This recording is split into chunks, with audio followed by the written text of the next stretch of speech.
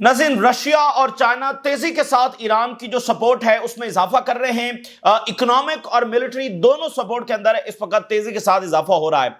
आज ईरान के लिए बड़ा दिन है। रशिया से पहली ट्रेन जो है वो ईरान पहुंच चुकी है। सेंट्रल एशिया से होते हुए ये पहली ट्रेन है जो ईरान पहुंची है। और जो वेस्ट की सैंक्शंस हैं और जो ईरान को इकोनॉमिकली कोलैप्स करने की कोशिशें हैं उसके खिलाफ रशिया और चाइना भरपूर अंदाज के साथ जब वो ईरान के लिए खड़े हैं। तो इसके ऊपर हम तफसीली बात करेंगे। और दूसरी तरफ इजरायली मीडिया ये कह रहा है कि इजराइल की जानिब से लेबनान को धमकाया गया है कि वो किसी भी वक्त फुल स्केल हमले जो हैं वो एक बार फिर लेबनान के ऊपर लॉन्च कर सकता है अगर लेबनान ने जो है वो हिजबुल्लाह को डिसार्म ना किया। और जाहिर है कि ये एक ऐसे इलिजिटिमेट डिमांड है और इलॉजिकल डिमांड है कि इसको एक्सेप्ट नहीं किया जा सकता। ये सिर्फ एक जवाब है लेबनान पर बमबारी करने के लिए। और आप सोचिए, ये एक नेतन्याहू, ये एक शख्स जो है कितना बड़ा जिम्मेदार है। लाखों सिविलियंस इसके हाथों से जब मारे गए, लाखों सिविलियंस। शायद दुनिया में इस वक्त कोई ऐसा हुक्मरान जब एग्जिस्ट करता हो, मौजूद हो, तो ये इकलौता बंदा जो है वो लाखों और ये तादाद मिलियंस में भी हो सकती है। क्योंकि बहुत सारी जंगें जो है वो इसकी वजह से छेड़ी गई हैं, चाहे वो लड़ी किसी और ने हो और उसमें किसी दूसरे मुल्क की मिलिट्री जो है वो इन्वॉल्व हो, लेकिन उसके पीछे भी ये शख्स है। तो ये तादाद मिलियंस भी हो सकती है इस एक शख्स को आप देखें। हालांकि आप 90s में देखते हैं तो यहां पर ओस्लो अकॉर्ड हो रहा होता है और वहां से फिर ये नेतन्याहू इक़्तिदार में आता है 90s में। और उसके बाद आप मिडिल ईस्ट का नक्शा देखिए कि क्या हुआ। तो ये एक शख्स जो है वो पूरी OIC से जो है संभाला नहीं गया है। और ये लेबनान के ऊपर अग्रेशन जो ऑलरेडी जारी है उसको फुल स्केल करने की जब धमकियां इस वक्त जब दे रहे हैं। आगे से लेबनीज आर्मी ने यह कह दिया है कि अगर इसराइल ने बमबारी की तो फिर हम जो कॉपरेशन है, सीज फायर और ये वो सारा जो कलामती से जारी है उसको भी हम तोड़ देंगे।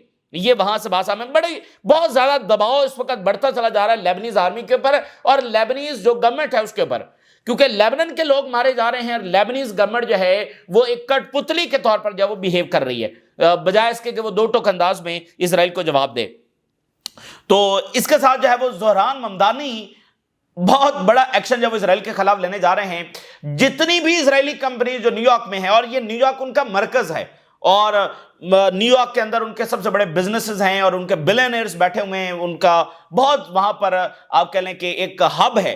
तो तमाम इजरायली कंपनीज के साथ जो है वो ताल्लुकात कट करने जा रहे हैं और इस वक्त इसराइल में खलबली मची हुई है ज़ोहरान ममदानी के इस फैसले के ऊपर। अच्छा, दूसरी तरफ फलस्तीनी रेजिस्टेंस के जो फाइटर्स रफा के अंदर टनल्स के अंदर मौजूद हैं उस पर रेजिस्टेंस ने ये अनाउंस कर दिया है कि वो डिफेंड करेंगे अपने आप को और वो जो है वो सामना करेंगे इसराइल को और जवाब देंगे। यानी उन्होंने कह दिया कि हम हमला करेंगे अगर इजरायली फौज जो आगे बढ़ती है। और ग्लोबल लेवल के ऊपर नाज़रीन हमें एक भरपूर एस्केलेशन नजर आ रही है। ऐसा लग रहा है कि दुनिया बड़ी जंगों की तरफ जा रही है क्योंकि एक एम्पायर गिर रहा है और वो एम्पायर जो है अपने आप को री एस्टैब्लिश करने के लिए, री असर्ट करने के लिए किसी भी हद तक जाने के लिए तैयार है। अब आप देखें कि जो पैटी हेजिसत हैं, जो आज उनकी स्टेटमेंट आ रही है, वो ये कह रहे हैं कि we are preparing for war, ठीक है। और दूसरा उन्होंने कहा कि ये 1939 मोमेंट है, यानी 1939 वाला लम्हा दोबारा आ गया है। 1939 को क्या हुआ था? इस साल जब वो दूसरी आलमी जंग का आगाज हुआ था। तो ये आज पैटी हेजिसत जो कि अमेरिका के सेक्रेटरी ऑफ डिफेंस से सेक्रेटरी ऑफ वॉर हुए हैं, ये उनके अल्फाज हैं। और उन्होंने कहा कि ये जो हमने डिपार्टमेंट का वॉर, और उन्होंने कहा कि ये जो हमने नेम चेंज किया है ये सिर्फ अलामती नाम नहीं है बल्कि एक्चुअली हम वॉर टाइम सिनेरियो के लिए इस वक्त आगे बढ़ रहे हैं। और 1939 मोमेंट आ गया, ये उनके अल्फाज हैं। उधर से जो रशिया के फॉरेन मिनिस्टर हैं उनकी थोड़ी देर पहले ये स्टेटमेंट जारी हुई है कि हम न्यूक्लियर टेस्ट करने के लिए इस वक्त प्रिपरेशंस कर रहे हैं और किसी भी वक्त हम ये न्यूक्लियर वेपन टेस्ट है वो कर सकते हैं। और दरमियान में नॉर्थ कोरिया भी तैयार है, वो भी किसी भी वक्त, और ये भी हो सकता है वो अमेरिका और रशिया और चाइना से पहले ही न्यूक्लियर टेस्ट है वो कर दे। तो ये तमाम सूरत हाल है। आगाज हम ईरान से करते हैं। आज ईरान के लिए बहुत बड़ा दिन है और इस बात का भी सबूत है कि रशिया और चाइना किसी सूरत ये अफोर्ड नहीं कर सकते कि फॉल ऑफ ईरान हो। एक वर्ल्ड ऑर्डर की लड़ाई में बहुत जरूरी है ईरान का सर्वाइव करना।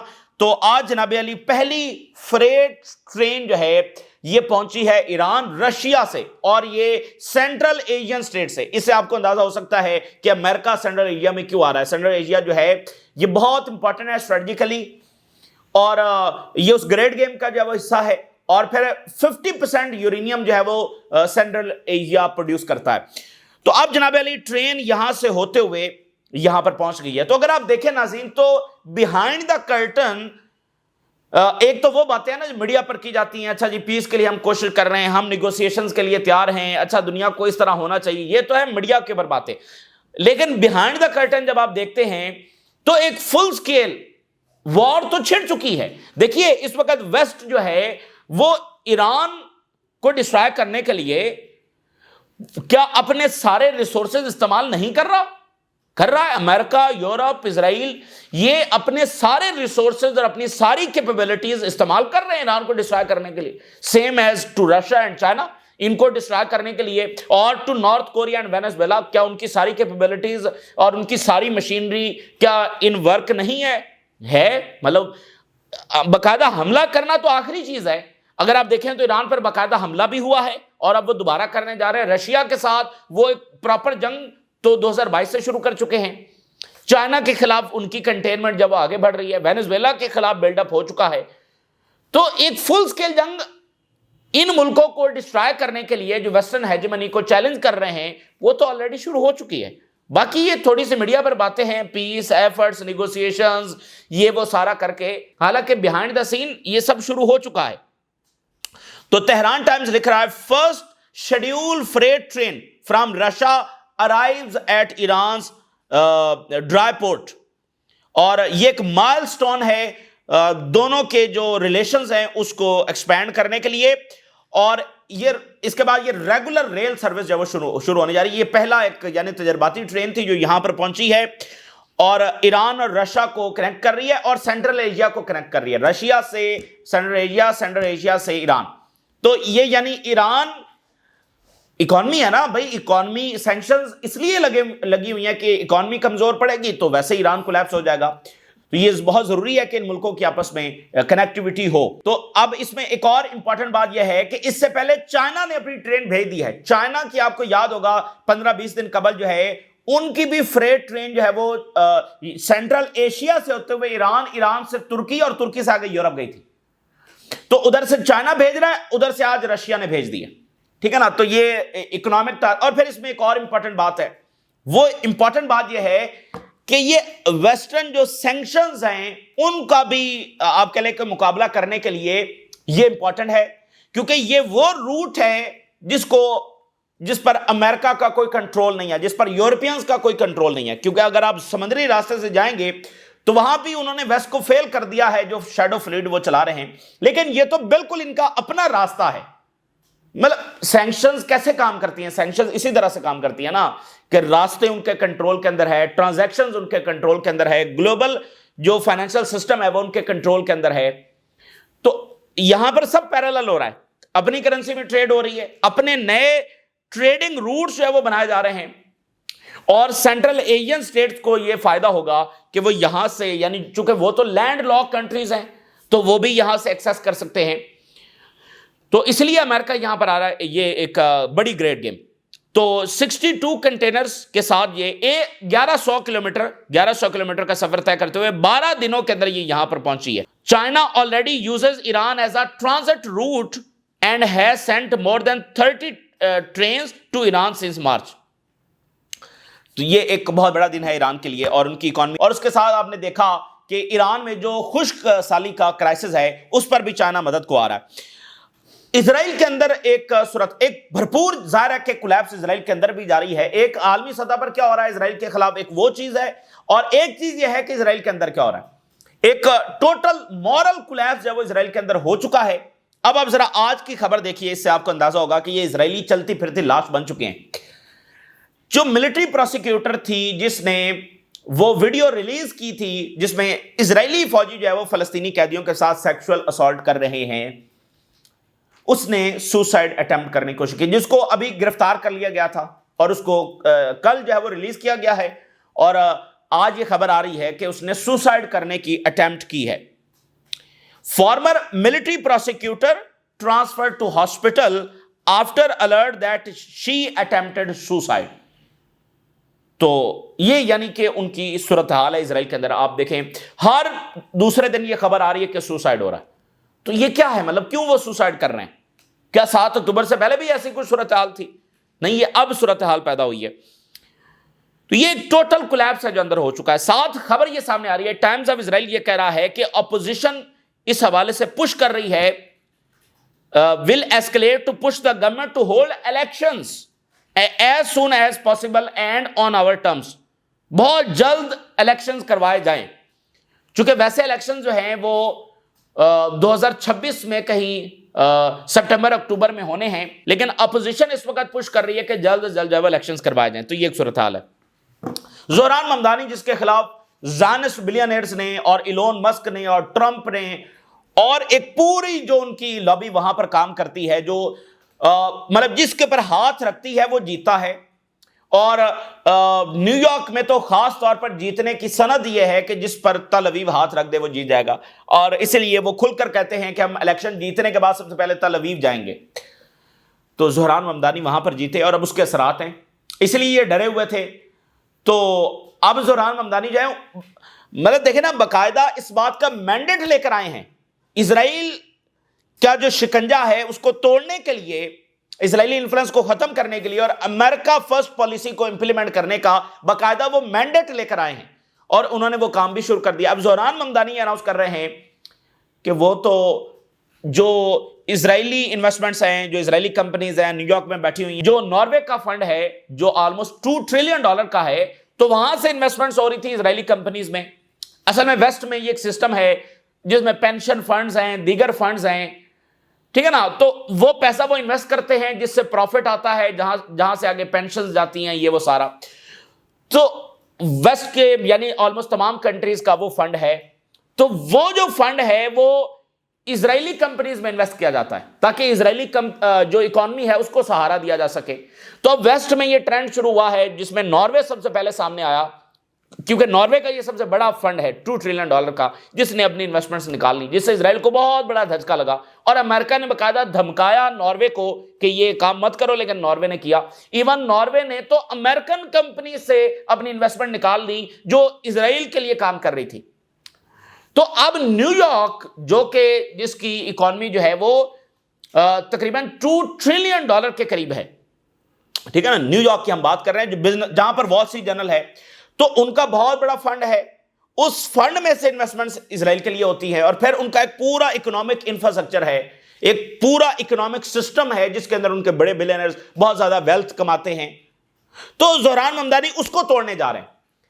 نیو یارک صرف ایک سٹی نہیں ہے، نیو یارک جو ہے وہ مرکز ہے اکانومی کا. بھئی وال اسٹریٹ وہاں پر ہے نا، اور ان کے سارے بلینئرز وہاں پر ہیں، خود ٹرمپ ٹاور اور وہ سارا آپ کو پتہ ہی، تو وہ بھی نیو یارک میں ہے. تو زہران ممدانی جو ہے یہ اناؤنس کر رہے ہیں، New York City mayor elect Zohran Mamdani plans to terminate all contracts. تمام کے تمام کانٹریکٹس جو اسرائیلی کمپنیز کے ساتھ ہیں ڈائریکٹلی یا انڈائریکٹلی، یعنی یہ بھی ہے کہ کوئی ایسی کمپنی ہے جو آگے اسرائیل کے ساتھ کام کر رہی ہے اس کے ساتھ بھی. City funds and banks that finance the Israel, ٹھیک ہے نا، بینک سے بھی اور باقی فنڈ سے بھی وہ سارا وہ کٹ کرنے جا رہے ہیں. اسرائیلیز brace for new York measures business policies. اور اسرائیل اس بات کو اندازہ، اس کو بھئی جیت گئے نا، اس بات کا وہ مینڈیٹ لے کر آئے ہیں. ایسا نہیں کہ وہ مینڈیٹ کسی اور چیز کا، وہ باقاعدہ یہی بات کر کے تو آئے ہیں، اسرائیل کے خلاف کھل کر وہ بات کر کے آئے ہیں. اب ٹائمز آف اسرائیل دیکھیے کیا لکھ رہا ہے. نیو یارک کے جو 2 بڑے پبلک پینشن فنڈز ہیں وہ اس وقت Israeli divestment push by the mayor. Divestment movement ہے کہ اسرائیل کے ساتھ تعلقات، جیسے یونیورسٹیز کر رہی ہیں اسکالرشپس اور آگے پیچھے فنڈز وہ سارے کٹ کر رہے ہیں. تو نیو یارک کے 2 بڑے پینشن فنڈز ہیں، وہاں سے انویسٹمنٹ اسرائیلی کمپنیز. دیکھیں جو اسرائیلی اکانومی ہے وہ کیا ہے، وہ یہی، اسی طرح سے تو اسرائیل کی اکانومی بڑی اکانومی ہے، اور اکانومی کی وجہ سے ان کی ملٹری ہے. اور جو اسرائیل کی سیٹلمنٹس ہیں وہ ایسے ہی چل رہی ہیں. ہر سیٹلمنٹ جو ہے اس کے اندر ہی سارا نظام ہے، یعنی جو اس کے اندر رہتے ہیں وہ کام کرنے کے لیے باہر نہیں جاتے ہیں سیٹلمنٹ سے، اندر فیکٹریز لگی ہوئی ہیں، اندر وہ بیٹھ کر کام کرتے ہیں، اور وہ چیزیں جو ہے وہ ویسٹ میں آ کر بیچتے ہیں. اور جو ویسٹرن فنڈز ہیں وہ ان سیٹلمنٹس کو فنڈ کرتے ہیں. تو اب وہ فنڈنگ نکل جائے گی تو یہ سیٹلمنٹس بھی سسٹین نہیں کر سکتی، کیونکہ ان سیٹلمنٹس کی جو ساری اکانومی ہے وہ ان فنڈز کے اوپر ہے جس میں سے ناروے نے پیسے نکال لیے، باقی ملکوں نے نکال لیے، اور اب نیو یارک سے وہ نکالنے جا رہے ہیں۔ دو بڑے پبلک فنڈ جو ہے اس میں سے وہ ختم کرنے جا رہے ہیں اسرائیل کے لیے فنڈنگ۔ اب یہ نیو یارک پوسٹ جو ہے، ظاہر ہے کہ یہ اسرائیل کا سب سے بڑا پروپیگنڈا یہ میڈیا ہے، تو کہتا ہے اگر زہران ممدانی نے ویپنائز کیا پبلک فنڈز کو to push his hateful agenda, the poor and minorities ول سفر دا موسٹ۔ اگر زہران ممدانی نے ویپنائز کرنے کی کوشش کی ان فنڈز کو اور اسرائیل کے لیے تعلقات کٹ کیے تو یہ غریب جو ہے نا نیو یارک کے، ان کو بڑا نقصان ہوگا۔ نیو یارک پوسٹ لکھ رہا۔ اچھا جی آگے آپ دیکھیے، Zohran Mamdani is open to cutting ties with Israeli companies as part of his support for the boycott divestment and sanction. یعنی زہران ممدانی اس بات کو سپورٹ کرتے ہیں کہ اسرائیل کے ساتھ تعلقات کٹ کیے جائیں، اسرائیل پر سینکشنز لگنی چاہیے اور بائیکاٹ ہونا چاہیے ان کی کمپنیز کا، ان کی پروڈکٹس کا، ہر ایک چیز کا۔ اور وہ اس بات کے سپورٹر ہیں کہ ٹارگیٹڈ اکنامک پریشر جب اسرائیل کے اوپر ڈالنا چاہیے، اور انہوں نے کہا کہ he will keep New York City pension funds out of Israeli bonds.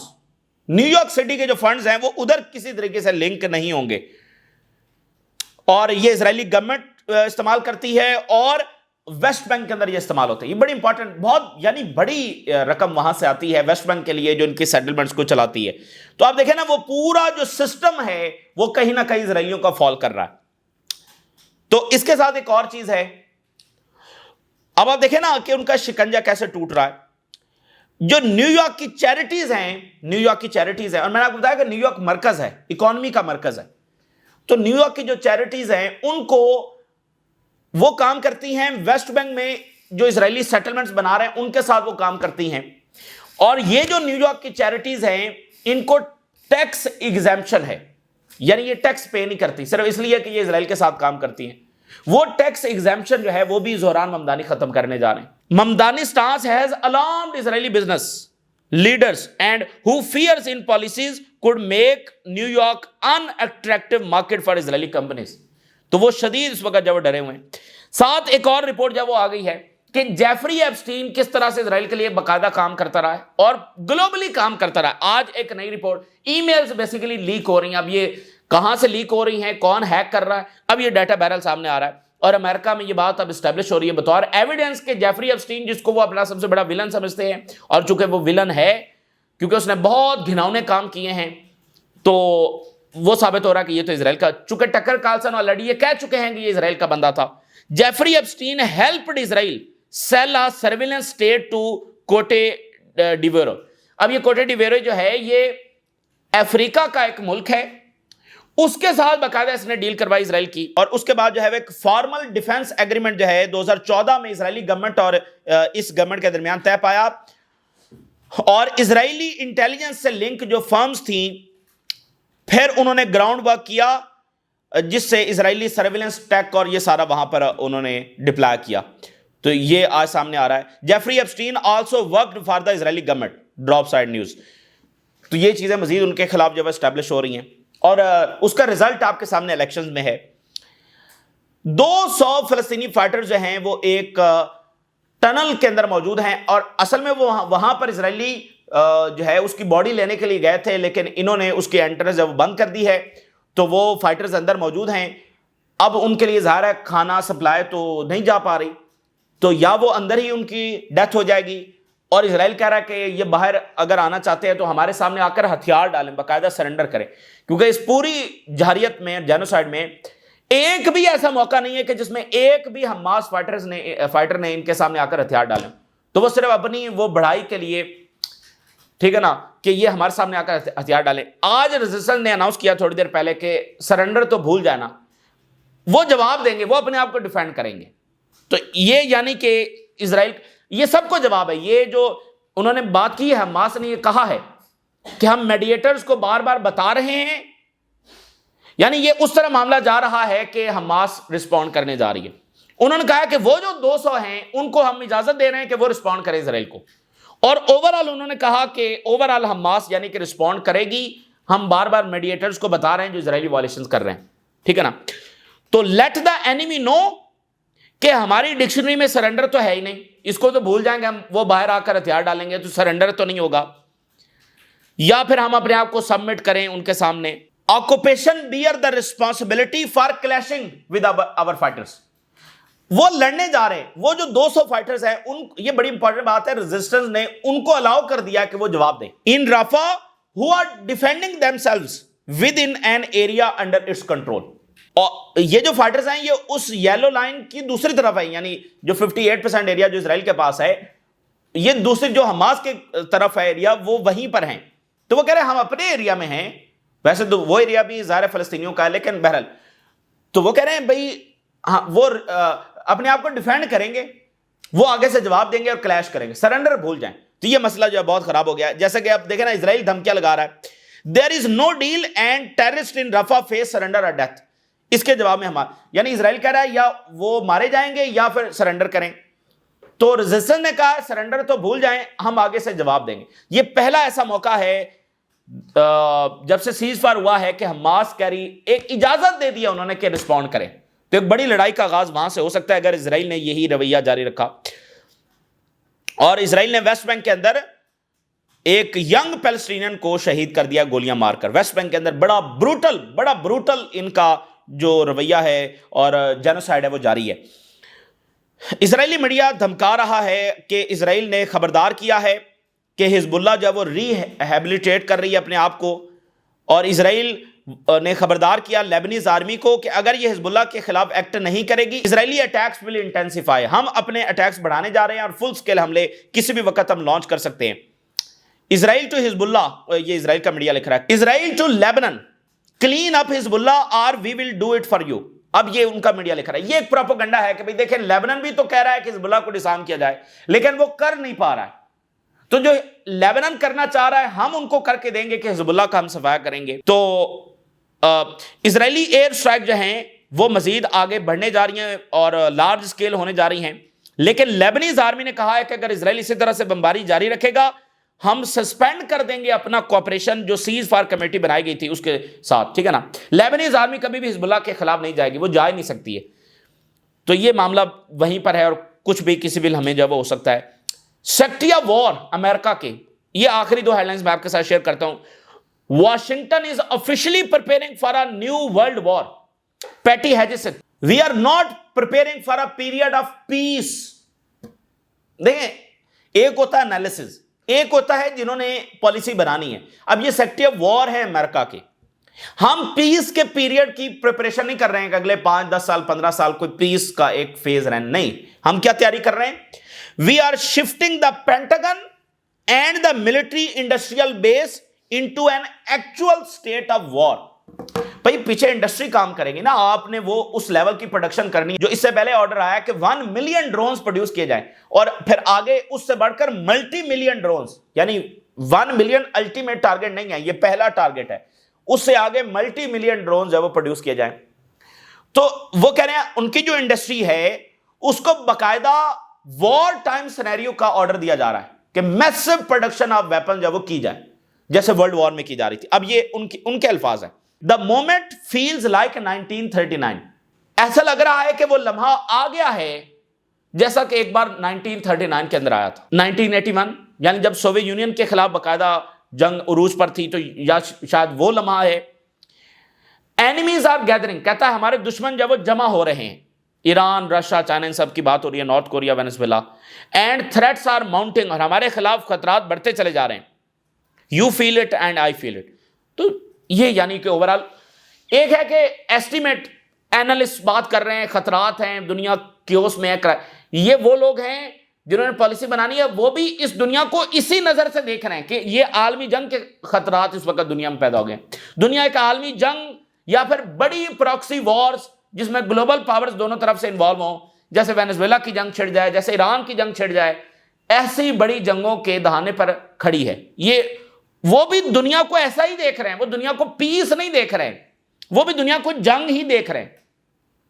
اور لیوروو نے کہا ہے کہ ہم پریزیڈنٹ پیوٹن کے آرڈر آ گئے ہیں اور رشیا نیوکلیر ٹیسٹ کرنے جا رہا ہے، اس کی پریپریشن جو وہ ہو رہی ہیں۔ وہ کہہ رہے ہیں صرف انتظار اس کا کیا جا رہا ہے کہ امریکہ سے، ان کا رشیا نے امریکہ سے تمام چینلز کے ذریعے رابطہ کیا ہے جو بھی ایک سٹیٹ کے آپس میں ہوتے ہیں، لیکن کہتے ہیں ہمیں کلیریفائی نہیں کیا جا رہا کہ وہ ٹیسٹ کرنے جا رہی ہیں یا نہیں۔ تو ہم نے اپنی تیاری مکمل کر رہے ہیں اور ہم کسی بھی وقت یہ کر سکتے ہیں جو ہی وہاں سے کنفرمیشن آئے گی۔ تو یہ اس وقت کی تازہ ترین صورتحال ہے جو آپ کے ساتھ شیئر کیا، آپ نے رائے ضرور آگاہ کریں۔ اجازت دیجیے، اللہ حافظ۔